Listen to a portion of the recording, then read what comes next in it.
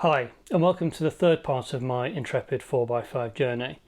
In the last video, I gave a little bit of a tour of the camera, but I also said that in order to use this camera, you do need to buy a few other things, and I think, well, I know that the things that I did buy ended up being more expensive than just buying this camera on its own.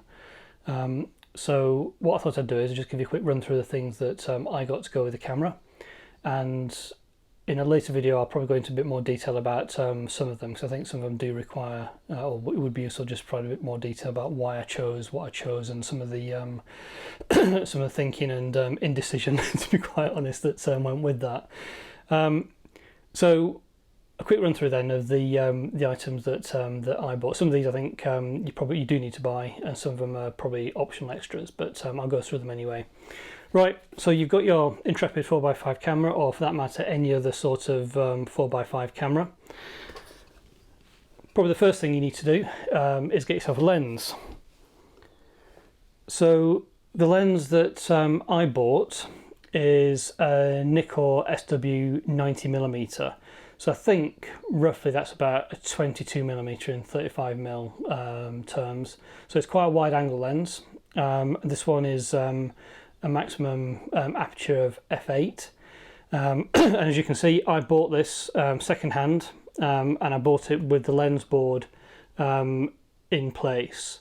Now that was an area of confusion and some indecision on my part, and now I know a little bit more about this and I have actually seen this now.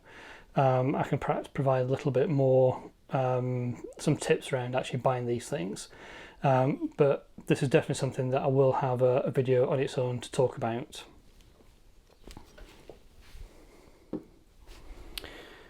So next thing you probably need, you need some film holders.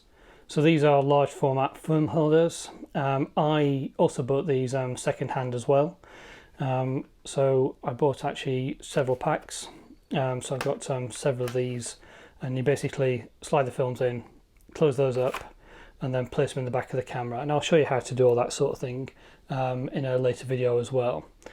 As it happens, one of the film holders I bought has a slight issue with it that you might bump into yourself, and in fact that was the first one I tried to use, and I got a bit confused about how to use it because of that issue. So I'll explain that as well, just to give you a few tips on loading film into these things. Obviously, if you've got a film holder, you need to put something in it. So I bought some film. So this is Ektar 100. So it's Kodak sheet negative film. I bought this because I also use this on my medium format cameras as well, so I'm quite used to this film. So I guess I just went for something that I was used to in terms of actually reason for buying that.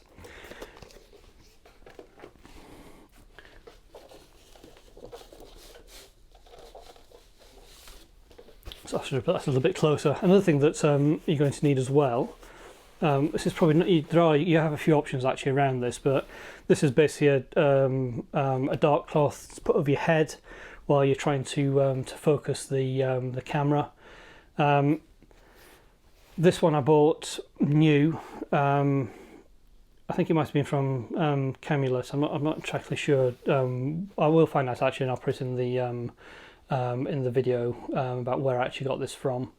But I think actually I bought the wrong thing for this one. I'm not going to do a video separately on this, so I'll just explain this now.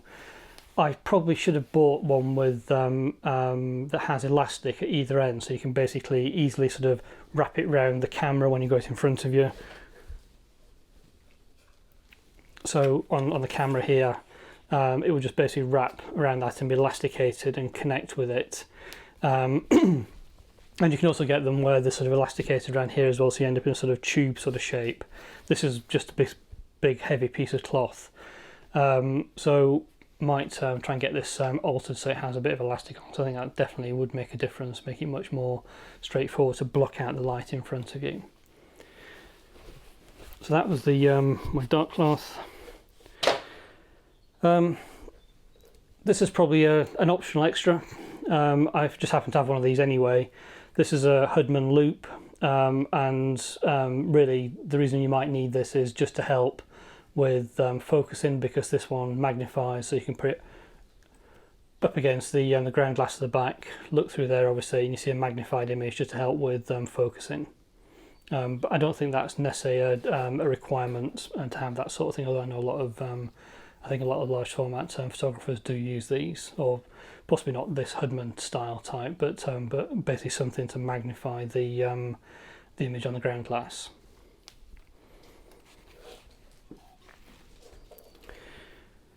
I've also got a cable release. This one's just off. I think I bought this when I got my Hasselblad actually.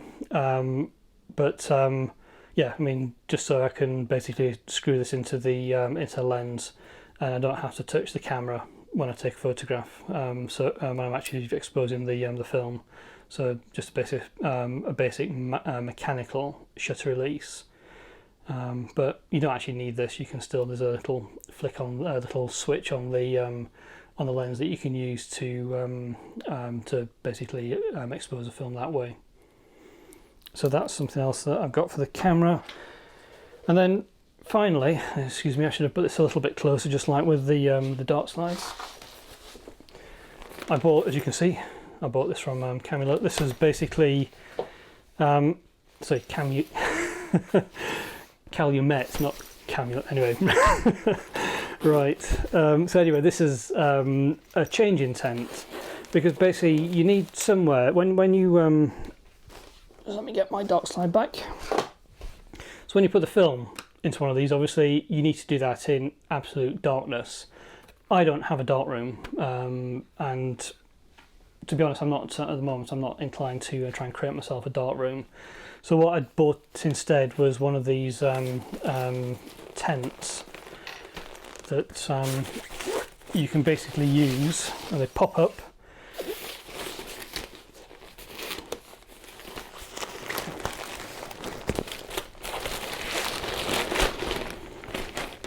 Like that, and you put your hands in here.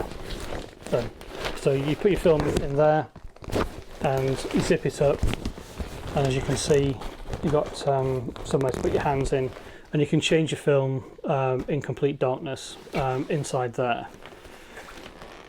So I bought that new, and there are various different sizes and different costs. That one just pops up. You can buy ones with frames, and which are potentially much bigger as well than that one, but I think for what I need, I don't need to develop film inside them, so I'm certainly not looking at using big cine films where you might need a much bigger tent. So I think that size will probably work fine for me.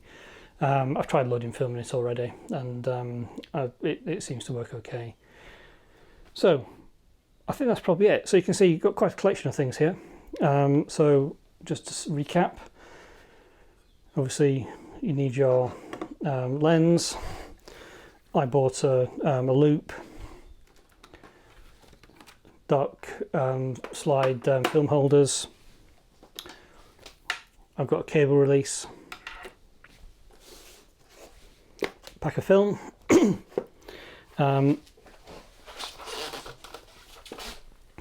dark cloth to help with focusing, and last but not least, my enormous change tent, and that's it.